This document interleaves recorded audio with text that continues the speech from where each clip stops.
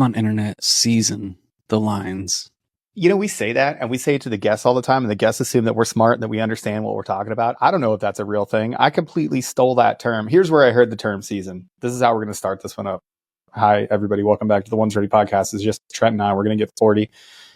So when we were getting the new SIPR involved in the systems in the new unit, right? When we getting everything installed and everything was there, we actually had an IT guy that was like, yeah, you know, it's going to be installed on Monday, but it's really not going to be ready to use until Wednesday. And myself and another stow that were kind of like dumbfounded by this, we're like, what are you talking about? They're like, well, it's got a season. Like you actually have to put it in, but then it has to be used. And it has to, like, if you think about, you know, the electrons running over the stuff, like they have to find pathways and do all this other stuff. And both of us looked at the guy and we're like, that's bullshit. There's no way that that's true. That is not a thing. And that's where I got that term. And that's where we say that we have to let Riverside kind of like catch up to the interwebs and call it seasoning. I don't know if that's true. Did you ask Jeeves? Because I'm assuming you being similar of age. Great callback. Ask Jeeves. I like it. What?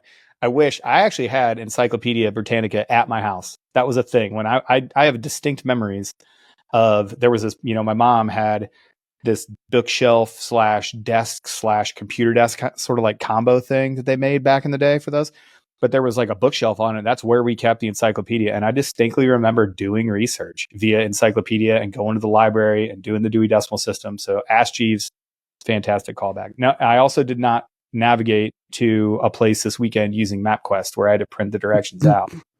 Dude, MapQuest was legit though. It was. I don't think it ever steered me wrong. Do you want to? I'm going to turn this car off. Hey, y'all, make sure you're subscribing. We had this conversation the other day, the two of us. We did. And I just want to tell you, like, I know that wherever you're at, it might not be the coolest thing, but your friends can't see your subscribers list. And if they can, it's a little weird. But just do us a favor, because we're looking at our stats and there's a whole pile of you listening and not subscriback. So I brought the receipts. So on our analytics, so when you sign up for a YouTube channel, some of you may know this, some of you may not, they give you a back room to where you can look at analytics. I can tell, you know, I can see how many male, female, non-binary, mafia folks listen to the podcast. I can tell you exactly how many people from different countries are listening. So this is the stat that we're talking about. So watch time from subscribers the last 30 days. Not subscribed, we have 58.2% of the audience come to us to listen to the podcast every single day. New videos every day that drop. New podcasts every, you know, sometimes 2 or 3 times a week. 58% of y'all are just lurking and not subscribed. We'd appreciate a subscribe. It doesn't cost you anything. Like Trent was saying, nobody can see it. Your friends won't make fun of you for being subscribed to the Ones Ready podcast. And you could probably deny it, because if you have like an anonymous username, which everybody does on the internet now, I don't even know it's you anyway.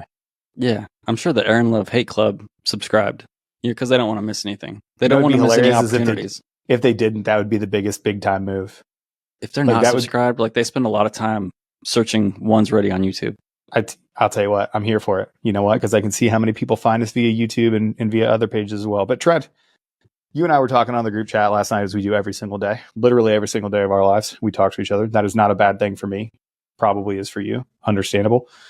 We were talking about something and you were like, hey, we should hop on tomorrow and we should record an episode on this topic because I think it's valuable. I'll turn it over to you. Well, I mean, it just occurred to me, like, what we're doing here is we're trying to put information out for people that are thinking about joining, right? Like, that's like our base, what we're doing. We do a lot of other things. We're the official, unofficial podcast of the Air Force. And you got me thinking, you know, like, I'm on the internet. I see the memes. I see all the thrash. I'm aware of the geopolitical greater news sphere. I try not to pay too much attention, but it's hard to ignore it. And with everything going on, the question is the Air Force worth saving? You know, and it just kind of popped into my head. And I'm going to throw this back at you real quick because that's what I do. If you were 18 years old today, like, would you join the Air Force?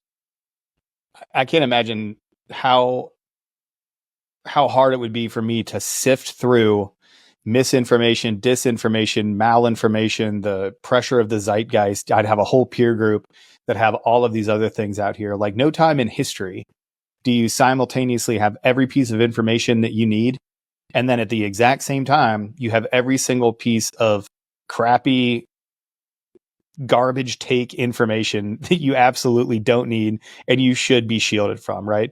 Like it used to be this thing where, when we were growing up, and this is going to be a lot of us talking about, the generational divide between us and our average listener. But when we were growing up, man, like you figured those crappy things out about the military very slow increments, right? Like your recruiter didn't tell you, hey, when you in process at BMT, you're going to be part of this rainbow flight. You're going to be wearing different clothes. You're going to get this stupid haircut. But even then, like the process really isn't that ironed out. So you might get clothes in like a couple days. You might have a uniform, or it might be like 3 days and you'll just be like walking around in the same pair of jeans you had on when you shipped out. But you got that in a slow drip, right? And then you got like the chance to like bitch about it with your friends and sit in and things and be like, oh man, this other flight, they got theirs in like a day.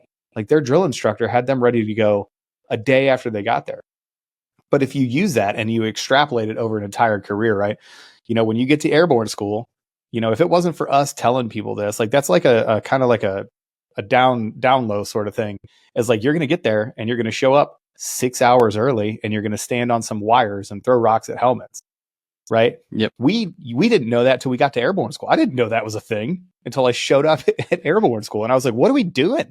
And they're like, oh no, this is how the Army does it, dude. You got to show up, 45 minutes early for your team leader, 45 minutes early for your platoon leader, 10 minutes early for him to make sure that you're here. And you're like, but that's 3 hours early. What are we doing? Well, the processing speeds, Right, yeah, exactly. And they were like, well, no, that's just how it is. You didn't know that back in the day. And now that piece of information is readily available. And some 17-year-old high school senior is making fun of that the same way that we are. And we're like, hold on. You haven't even decided to get in yet. And you're telling me that you don't want to, we make the joke with folks that are like, I don't know if I want to be, in the CIA or if I want to be a surgeon. I'm thinking about getting in. I'm just going to do PJ for like one enlistment, and then I'm going to go over and I'm going to, I'll work at one of the tier 1 units. And then once I'm ready to go, I want to go work at ground branch. And you're like, I would never work with this tier 1 unit because I hear that they're garbage. Right. But that's the byproduct of kind of what it is that we're talking about, right? And it's hard for us, it's hard to get to the kernel of the question, which is, what's real, what isn't, and is this thing worth saving? And more importantly, is this thing worth devoting your entire life to? Because that really is the question that I don't want to poo-poo here is, you may only be 17 or 18 years old. We say it all the time. Like, of course, I have nothing against anybody that does one enlistment and gets out. There's a ton of people that I've known that, no kidding, got in. It took them 2 years to be a PJ. They served 4 more years because they had a 6-year contract. And they were like, okay, tight, I did that.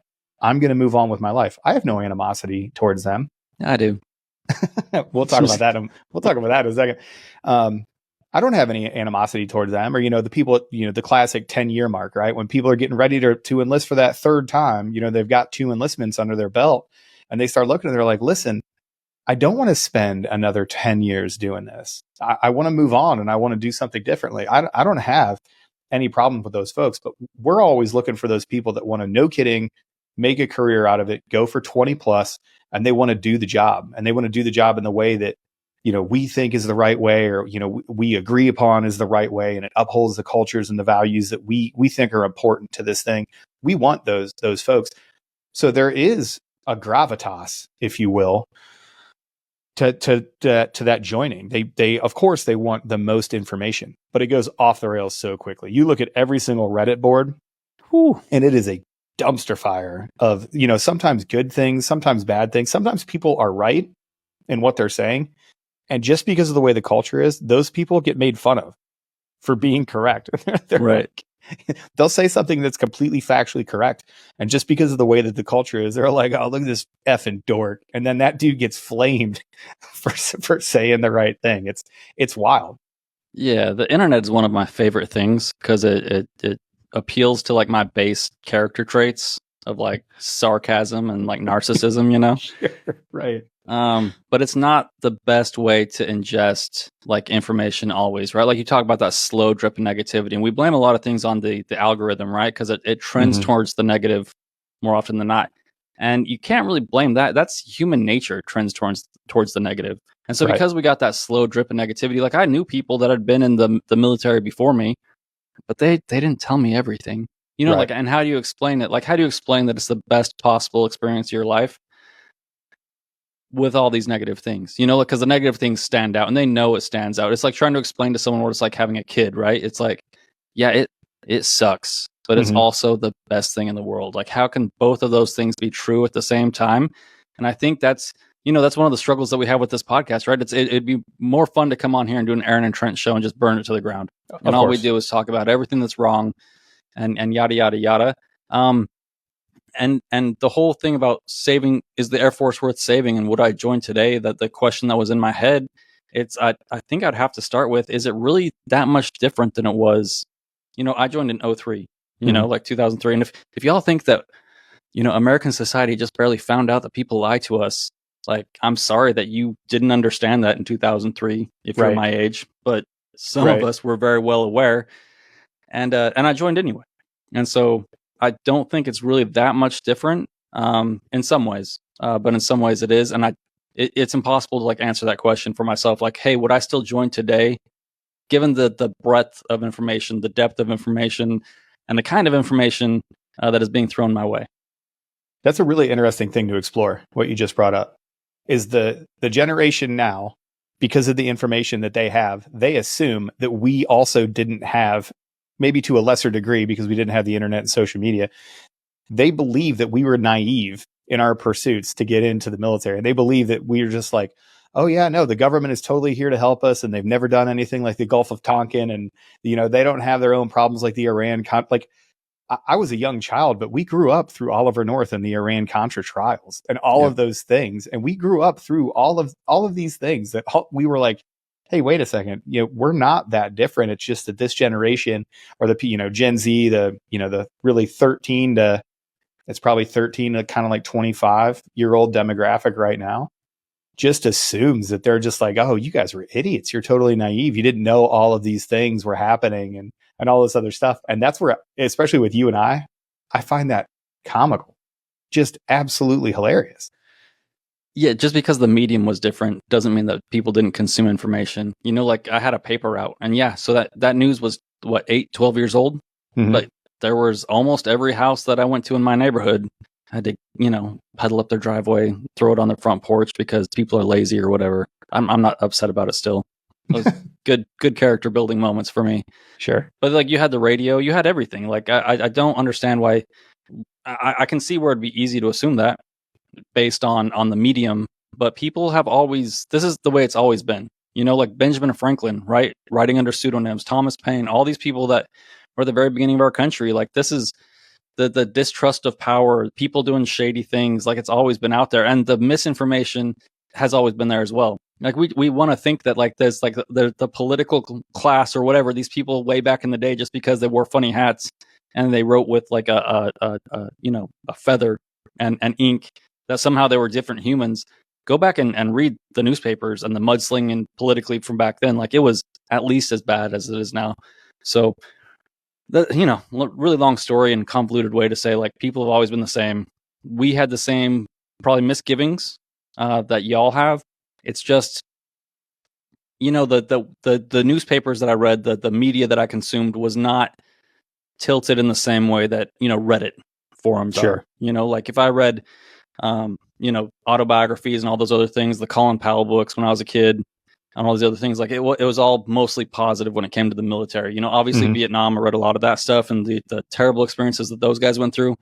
But I'm not hearing about how, like, exactly what's going to happen on day 3 of BMT. You know, like, I'm Right. not going to hear exactly what's going to happen, and all this stuff, though, it is filtered. It is filtered for the negative because of the human nature algorithm that exists.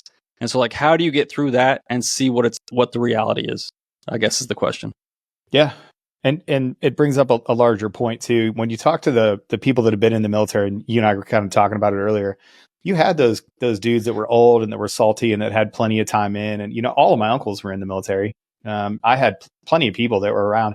They never talked about the bad times. They never aggrandized it or lionized it, or put it in like the most glowing terms either, because they did serve through Vietnam. You know, my dad was the youngest of a family of 8 people.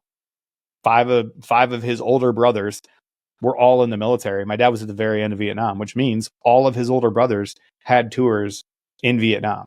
So, you know, they didn't talk about it in glowing terms, and they definitely would allude to every once in a while when I was a kid. You know, like looking back on it now, it's easier to put two and two together, what they were talking and what they were intimating. But their, you know, reception when they got back from Vietnam and all of that other stuff. The difference is, and I liken it to a woman, you know, during childbirth. Like a woman that has a hard pregnancy and a hard childbirth, you would assume that they never want to have another kid ever again. But we all know women, you know, personally close in our lives. It's like a month passes, they're like, well, I mean, it wasn't that bad. And then your body actually puts off a chemical that makes you forget the worst parts of it. And like 6 months out, that's when you see like a late, even with a hard birth or a hard pregnancy, they're like happy with their kid and whatever else. Then a year later, they're like, I don't know, I kind of might want to have another baby. And then that's when when it happens too.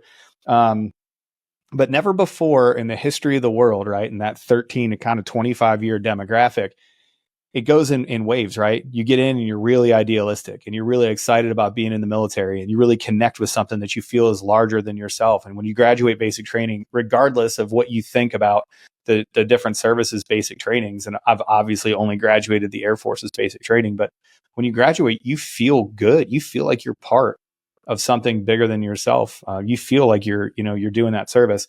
And then there's inevitably those hard times that follow, right? That E2 to, E6, E7 timeframe, whatever that is, that 10-year period. There are times where you're just absolutely disrespected as a person. You're sweeping a floor in the middle of a dust storm that doesn't need swept. You're like, what are we even doing here? Like, you're waiting in lines, or people are not willing to help you after hours because their shop is closed for training 17 hours a week. Yep. You go over just to get your pay fixed and they're like, sorry, Tuesdays, Thursdays, and Friday mornings we're closed because we're doing training, and their training is playing kickball over on whatever field they're doing, whatever. You're like, I work 12s nights. Yeah. Like, this is the only time that I can be here this month. They're like, psh. And by the way, I'm cutting into my sleep. Yeah. Like I work 12s, which means I'm there a half an hour early and I'm there at least an hour late. So really it's working a 14. And now you're cutting into my other 10 hours, which is sleep and eating and maybe, I don't know, having a life outside of this job. But never before have we had access to that middle part.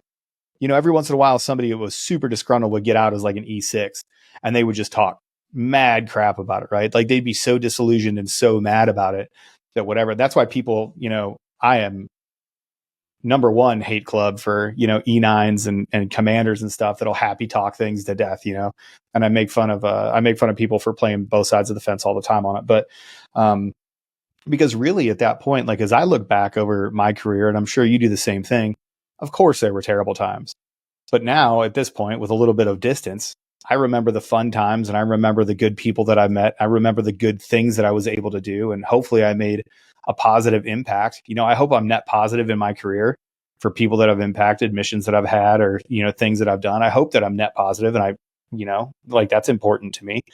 But never before have the people that are out had access to those people in that middle, very low range. Right.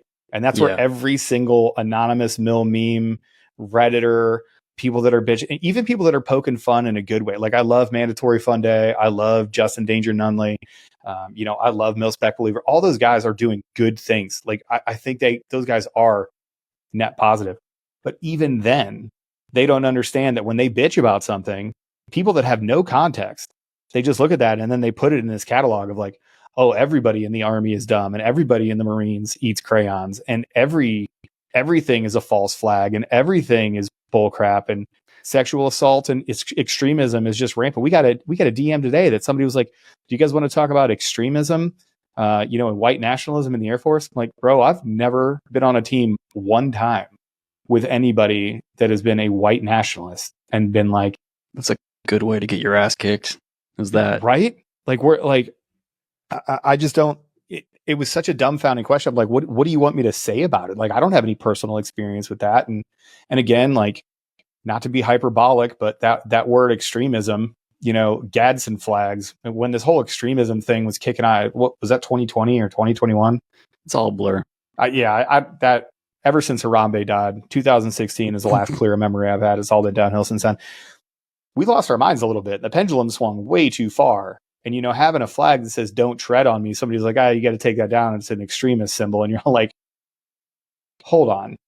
I mean, in the sense that America was built from insurgent terrorists that overthrew their government and made one of their own, sure, I guess. But that's not what we're talking about in the context of the word or definition or anything.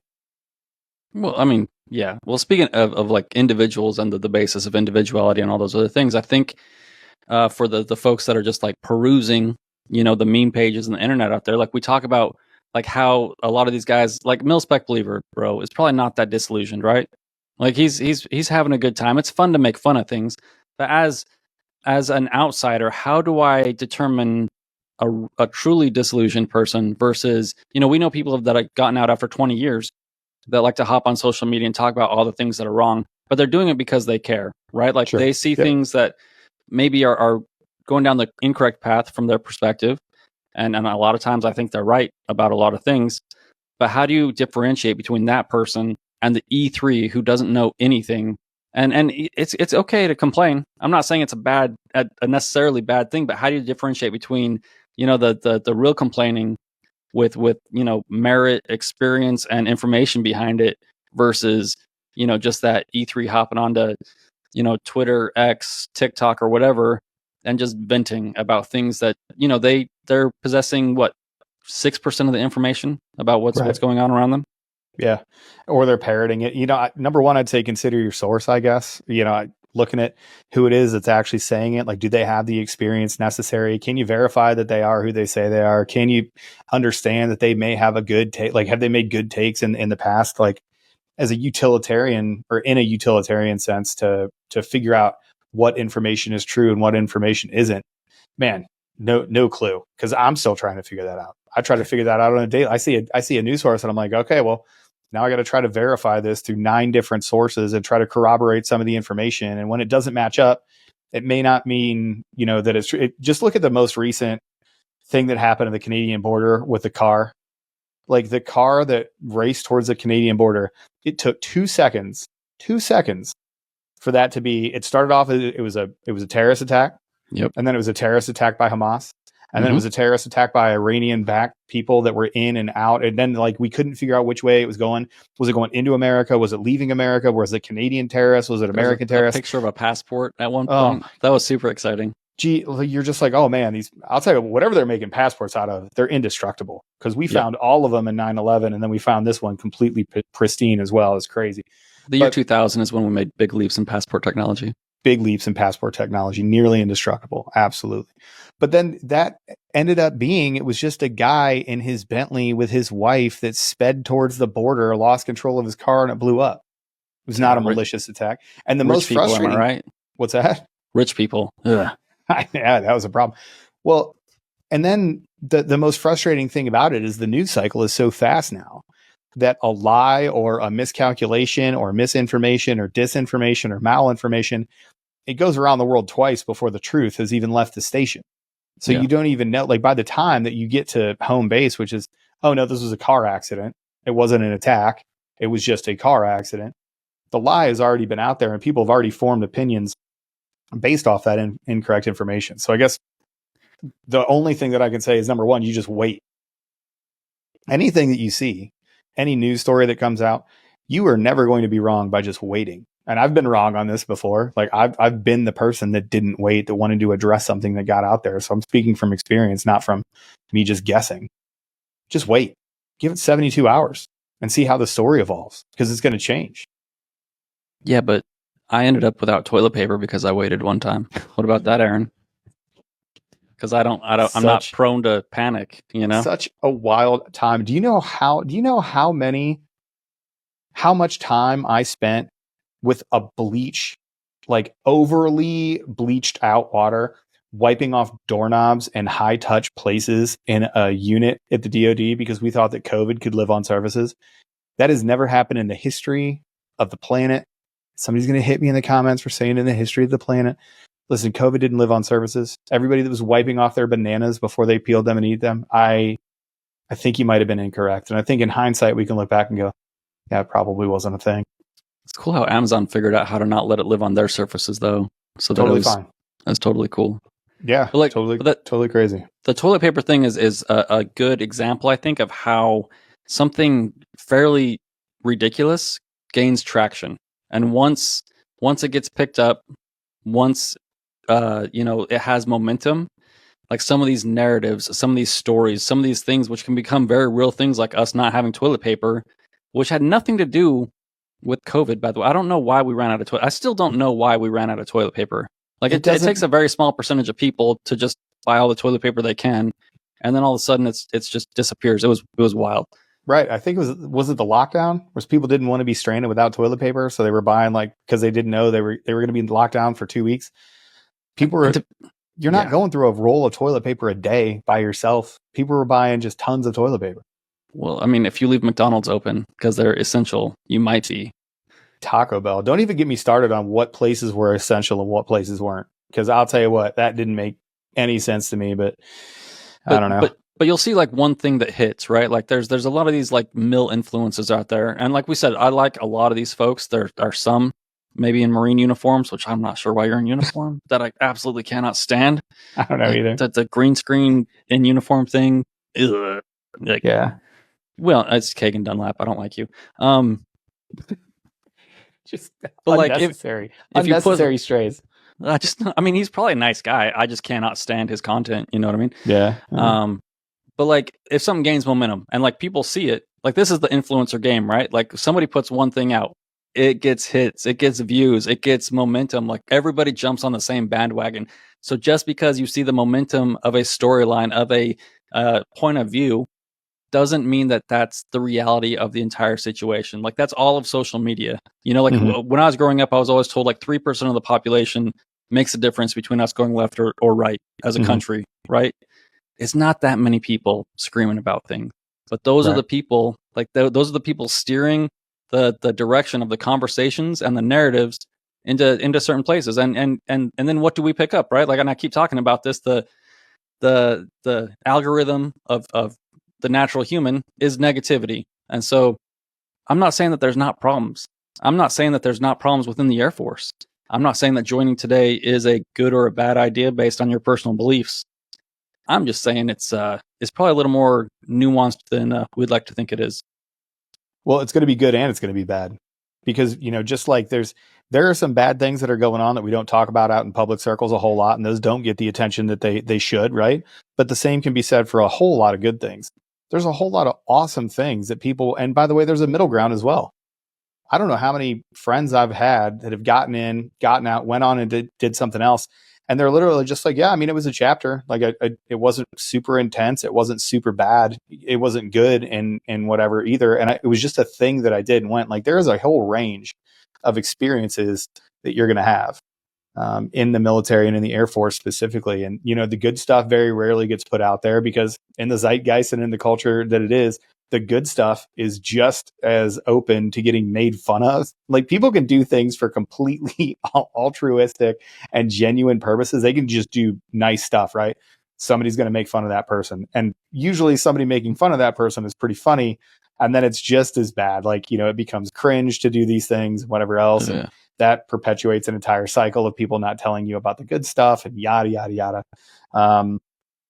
But there's going to be a huge range of stuff all the way from, some people are completely justified in saying joining the Air Force, it was a terrible decision.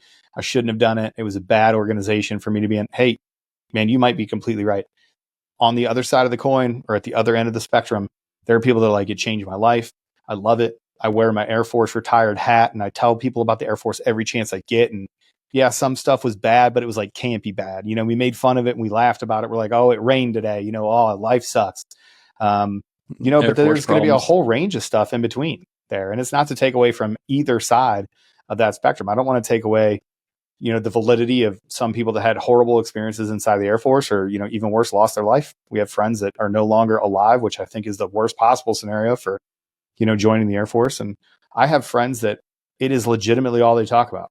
It is no kidding when we talk. And, when I make those connections with those folks that have now retired, they're like, man, it must be awesome. I miss it so much. I can't believe that you're still in. And, if there's one thing that I miss, it's being in the Air Force. And even I'm like, you wish you were still in? Are you okay, buddy? Is everything going okay with you? we're in a weird situation too, because we're both jumping ship right now. We're both getting out.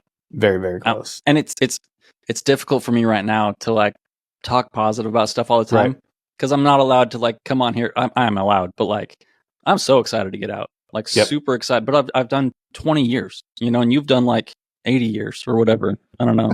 I always laugh when people forget that I'm the oldest guy on the podcast. People are like, "Oh, Peaches," even though he's the oldest one. No, I'm older than Peaches. I think I'm a year older than Peaches. He just got in when he was 17, and I didn't get in until I was 21. So he just looks like the little guy from Up. That's why he's like little and the little guy from Up. Oh, I'm putting that on this thumbnail. I'm superimposing his face onto the guy from Up. It is hard, and you're right. It is hard to talk in glowing terms about everything, right? But I'll tell you what, just like that pregnant lady, give me about 5 years. Give me some space, you know, where I don't have the, you know, the community, good, bad, or indifferent around, where, you know, I cannot wait. It's going to happen in the very near future too. There's going to be a meme and it's going to reference something that everybody inherently understands in the Air Force. And I'm going to text you and I'm going to be like, what are they talking about? Yep. And you're going to be like, dude, I don't know. And we're going to have to ask somebody and be like, hey, what is this about? And they're going to explain it. And we're going to go, oh, huh. Like I watched it with, there was I don't even care to talk about the actual problem, but there was like, you know how memes go in like, they're like a 2-week timeline, right? Like everybody's using the same meme for about 2 weeks and then it drops off. Well, there was a specific topic and, you know, people were getting hammered over this one specific topic. And this one older PJ is like, what is going on right now? And I literally messaged him and I was like, hey, here's the context. Here's why they're getting made fun of. Here's the actual thing that was an issue. And he was like, bro, I don't even know what's going on right now. And I just laughed. I was like, man, I can't wait for that to be me, actually. Yeah. Well, I mean, it's and you know, the end of your career is not the same as the rest of your career, right? Like, it's a little different. You got to stay at a squadron for a long time. I went up to staff. I'm not built for staff. I'm not saying it wasn't a good, positive experience overall, but you know, like when it's time to go, it's time to go. You know, like I think I said I have negative feelings about the people that get out like at 6 or 10 years. A lot of that might be jealousy, or I think they're smarter than I am because they could go out in the real world and make it before I could.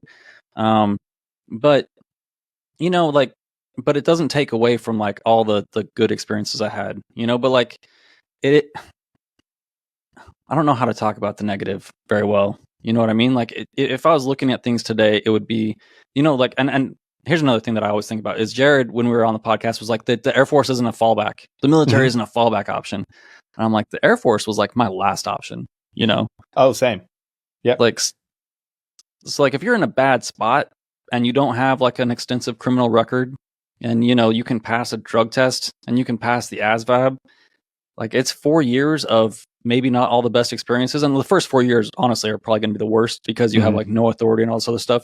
And then at the end, you have like all the authority. And that's what makes it awful is people can't relate to you when you're expected to make these decisions and toe the party line for the guy above you.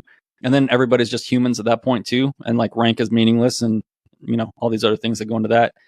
But I mean, it's not a bad option, you know, like if you can get past all the other things. And I just don't think it's that much different than, you know, you can get a job at Amazon where they're going to work you to death without the benefits, without the camaraderie that you're going to, you know, gain here. Granted, apparently if you work at Walmart, you know, for 10 years, you sign off and because it was just that emotional experience. So like maybe Walmart is the place to go. Gail Davis, shout out. That's American hero. Yeah, got it. Gail Davis signing off for the night. And I will say, you know, it wasn't a fallback, you know, for me. It wasn't,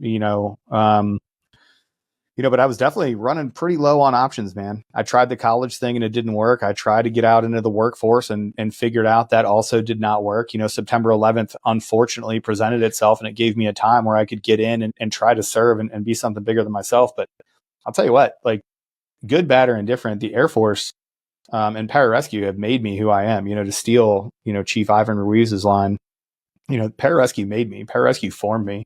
It took me a long time to figure out what that was supposed to look like and how I was supposed to do it the right way. And some would argue I never did figure that out, and I accept that.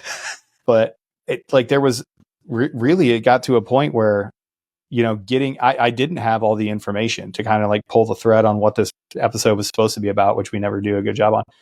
I didn't have all the information. I didn't know what I was looking for, but I knew that what I was doing wasn't working. So it wasn't necessarily a fallback, but sometimes you just have to accept, good, bad, or indifferent. I came, you and I came from a place of zero, zero information, or at least lacking information, and people sugarcoating stuff for us.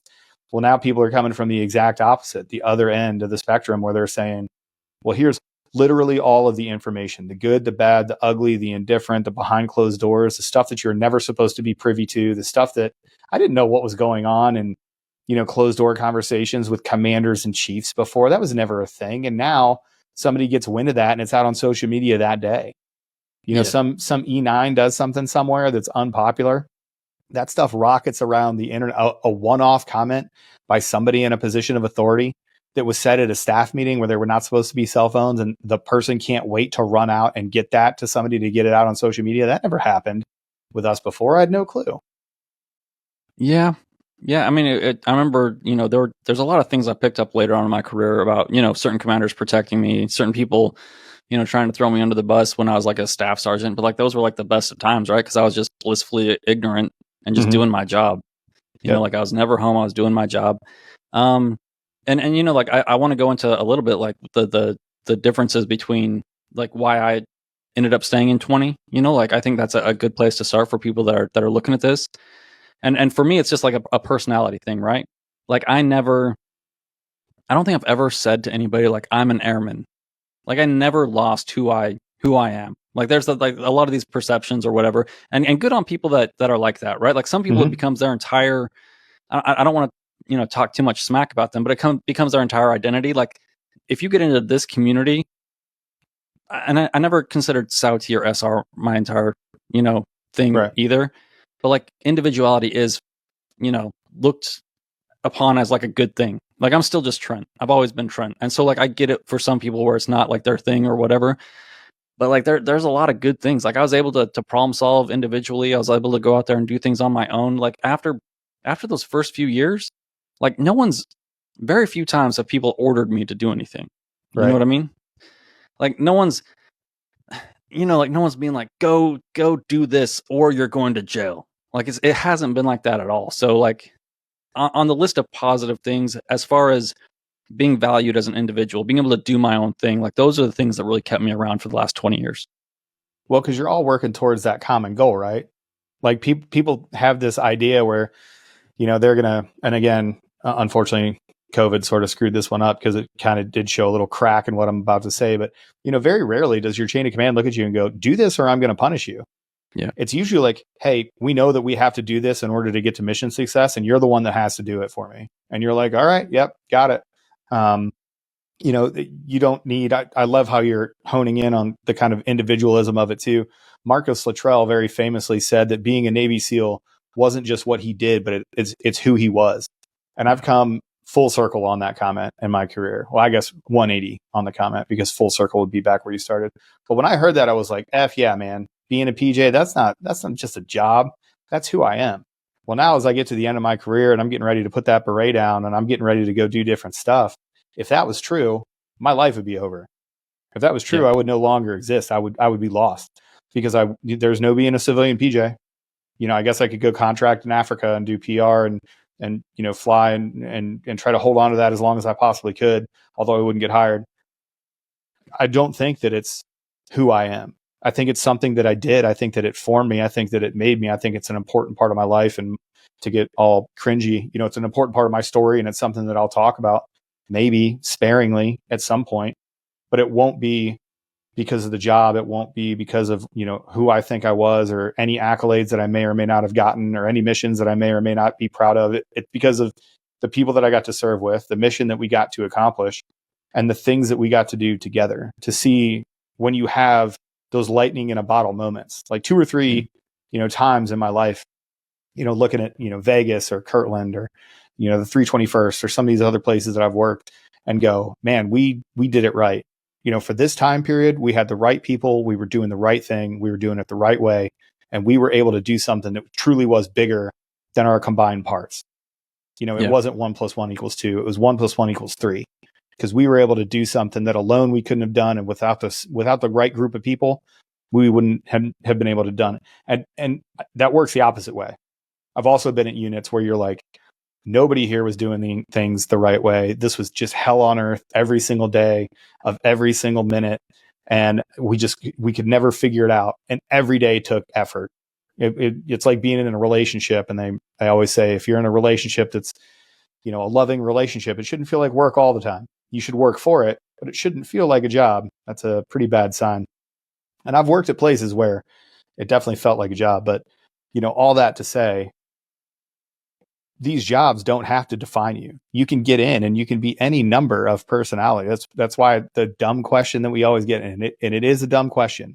Oh, well, I'm not exactly like an alpha type dude. I don't really like to, lift weights and slam stuff and scream. I just want to do it to save people. Can I still be a PJ? I'm like, yeah, of course you can. Can you do the job? Can you meet the standard? Can you perform how we need you to perform? Can you be not a total cringe fest in the team room and make everybody hate you? No, you need to be a total alpha. Like you need to be out in front Sigma all the time. male. No socially awkward people that have weird nerd tendencies are ever going to make it. Exactly. Sorry. No, go. I want to dig into something. What does that mean, the right way? Because we talked about this a little bit on the text last night. And there was a situation I was in recently. I'll start. Sorry, I was in a situation the other day, and someone was talking about like some orders or a request that they'd gotten from another organization, and they're like, "Well, I have to do this because they asked me for it." And I'm like, "Well, the situation has changed. Like you are no longer you're no longer the person that should be providing this information." They're like, "Well, I have to do it anyway because they told me to." I'm like, I don't understand what you're saying to me right now. I cannot wrap my brain around. Just because someone that, is an echelon above you, that doesn't even outrank you, told you that they need this information from you, that you're just going to like jump through your own butthole to like do it. Like, I don't understand that. So like, to me, like the right way, like that means a lot of different things. Right. I think in any good organization, there's professional tension, and that professional tension goes up and down. There is a push and there is a pull. People have a mistaken, a misconception about the military that, if somebody outranks you, they could just tell you what to do and you have to go do it. Well, if it's legal, if it's ethical, if it's moral, if it's smart, if it's not dangerous, if it manages risk, there is a lot of qualifications for what an order has to be, right? There's a misconception that if somebody outranks you and they tell you you have to go do something, you just have to say, yes, sir, or ma'am, and you go and do it. No, you do not. And as a matter of fact, I would argue, especially as an NCO or as a senior NCO, it's your job to resist. It's your job to make them justify what it is that they're doing. It's your job to make them live up to the authority which they have been granted. That is your job. To be an individual, to be a problem solver on your own, of your own accord, with your own thoughts and your own experiences. And sometimes your job is to say no. Sometimes your job, and I relish this as a senior NCO because it is who I am as a person. I relish those opportunities where I can look at somebody that outranks me or an officer or somebody that is telling me to do something and go, listen, I understand your intent here, but that is not the way to do it. And we're not going to do it like that.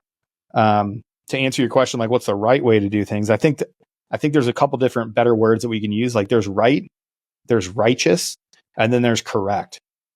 You can do things for the righteous reasons because you think that morally, ethically, that's righteous. It's righteous for me to act in a certain way, right? When we do things, typically when I'm saying, doing things the right way, I'm using it from the sports term, right? Like the team that does things the right way. We block, we tackle, we do these basic things, we do them. But that's really, when I say right, I mean correct. That's the correct way to do things. And we would all agree. And you can apply this to anything. We can have a conversation about, the correct way to have an admin day. Okay, well, you take out your own trash at the end of the day. You do things as best you possibly can. You're open, you're honest, you're transparent with your processes and making sure that you're doing the level best throughout whatever it is that you're supposed to do through your job and your task. And at the end of the day, when you leave, you turn the lights off. That's the right way to do things, right? There's a million ways we can get the job done. Some of them aren't the right way. And we've all and every time that I bring this up, I think of like GPC requests, things that we've spent money on. There totally have been legit. Totally legit. Even if it's something like, man, sometimes the best piece of, there's a thing everybody, buckle up for a contracting cook. So when we spend money in the military, there's a whole bunch of rules and regulations, but nobody knows the full set of rules and regulations because they're ridiculous and they're copious. They're huge. There may be a rule that you've never heard of. You could, for no fault of your own, you could run afoul of a contracting office somewhere because you didn't know that you needed an SF 182 to do this job because it was training and not off the shelf goods and services, even though you're paying for a coach to teach you things that you can't actually buy that actually qualify as a contract and not an SF 182, right? Mm-hmm. For the one listener that's still listening in the military right now, you're going to recognize a lot of those terms. The bottom line here is the best piece of gear that you need for your men might not be what they call Berry compliant, so you can't buy it. It's illegal for you to buy it, but you still know that it's the best case. It's the best piece of gear, and it's going to mean the difference between freezing and not freezing on a mountain. Yep. So now the question is like, okay, well, are you going to do the correct thing? The correct thing is not to buy the gear. Are you going to do the righteous thing, which is, I don't know, maybe I bend the rules a little bit. Maybe I don't take any money, but little gray area living here. Or am I going to do the right thing? And the right thing would probably be to go to the commander and go, hey, sir, hey, ma'am, there's this piece of gear. It's not Berry compliant. It's going to cost us more to go to this other company, but I'm going to need you to give me more money for that. That's probably the right way to do things. And there's a whole bunch of gray area in all of this stuff that we're talking about. Do you know what I love about this community is, at least from my perspective, we're always fighting somebody. Always. We're either fighting the people in our chain of command that are either below us or above us. Yep. We're fighting the greater Air Force, DOD, SOCOM, regs, and all those other things. Like fighting the man. Actively fight the man all the time. Or we have someone that needs to be shot in front of us. Like these are each things, other. Yeah, sometimes we also fight each other like crazy. God forbid you figure out all those other processes, because then your only enemy is in the team room with you. If you have a competitive itch and you like problem solving, like this is the place for you, because there is always someone to fight with. There's always somebody that doesn't. I remember we tried to get a boat at Kirtland, because we do water ops at Kirtland, right? So we had to buy this new boat, and it had to have bigger engines, and it had to have special stuff on it. That of course it cost. I can't even remember what it cost. Imagine what you think a boat should cost. Add 200% because it's the government, and that's what this boat was supposed to cost, right? It's like had special screws in it. See, who knows, man? I was, of course, this landed on my desk as like to push it through. And I'll never forget the very first conversation we had. So we had to send everything down to San Antonio for approval. And the first 06 that looked at this didn't even like look through the packet. It was just like, boat. New Mexico has the least amount of water in the United States, denied. And like, that was his reasoning. And then I had to go back to this full bird colonel, and I have to go, hey, sir. So this boat's going to be used in Florida. This boat is going to be used in Lake Havasu. We're going to take this boat out to the West Coast to do jump operations and, all this other stuff. And he was like, oh yeah, okay. And then he proceeded to deny this boat like 8 more times, like for whatever reason. He looked at me like, no, that's way over budget. Like, it's not your budget. It's coming out of a different pot of money. Like, we already went through this. And he got me a couple times. Like, he said no for reasons, and I'd have to change. I'd have to be like, oh crap, I got to make it compliant for this reason, or I have to make it compliant for this reason. But in the end, we ended up getting the boat, and it was collaborative. I'm not saying that I won that in any sense. I'm saying it was a collaborative thing where he ended up finally going, oh, you need this for this specific purpose, and this does get after the mission that it was meant to get after. Okay, cool. Let's work together and we'll get that one. You can tell the truth. One day he woke up and he was like, you know what you guys need is a boat. How come you guys aren't getting a boat? Like, thank you, sir. You guys are doing this training out here. Where's the boat at? Thank you, Colonel. Yeah, we had him out. He's in the Zodiac getting seasick. It's like, well, you know what you guys need? You need a bigger boat. That's a fantastic idea, sir. Hey, thanks. Hey, Colonel, I got an email I'm going to send you. I think you're going to find it very interesting. Where would we be? We'd be lost without you, boss. But I think when, and again, desperately trying to keep us on what we're talking about here is, of course there are going to be those interactions that you have with people that don't get it. I spent my entire young career working for helicopter pilots that didn't understand why we need to go to shooting schools once a quarter, why we need to go to these, free fall courses when they're like, bro, you never have jump missions. Why am I going to approve my budget for you to go do this for this high dollar training? That's what I did my first 2 assignments. We were working for helicopter pilots. when you put in the budget, this is how you justified a huge part of your budget. And now you just want the money for something else. Yeah, I distinctly remember, being a pup right down the street from an organization. They didn't even have their own building. They had a room inside of a helicopter squadron that was down by life support, and that was where the PJs were. And they would constantly big time. I had a really good friend of mine. I won't use his real name because he's still doing work somewhere. My friend, it got to be such a thing at every single staff meeting. The commander, who was a helicopter pilot, would go, "Okay, does anybody else have anything?" And of course, the team sergeant would just raise his hand. And I'll call him Mike because that's a fake name that I use for everybody here. It got to such a thing is that the commander had it formalized that the last slide was questions everybody other than Mike. And then he planned another 10 minutes to stay back and talk to Mike about the problems. Be like, don't care. He's like, "Nope, I got it. You're on the slides. I got it." And then the days that Mike didn't need to talk to the boss about how he was not doing what he was supposed to for his team, that became like a holiday. You're like, "You got nothing?" Wow. Turn the beer light on. Holy crap. But of course there's going to be that friction, that professional and you're going to deal with it your whole career. And you're going to deal with it from a bunch of frustrating angles. You're going to deal with it as a guy that doesn't have enough rank to make it happen. You're going to deal with it as a guy that almost has enough rank to make a good decision. And then you're going to deal with it as a guy that has the rank to make the decision, but realizes that decision that you thought needed to be made the entire time was wrong and you can't make it. Or sometimes you just make decisions that get chewed out anyway. I've been chewed out before. Which leads me to the I think probably the last thing that we have time to talk about is let's say you do join the military and you find yourself in like that third or fourth year and things are bad. Things are bad. What are you supposed to do in that situation? Like I guess and even just having this conversation about like the Air Force, like is the Air Force even worth saving? Like why does it seem to be the way it is?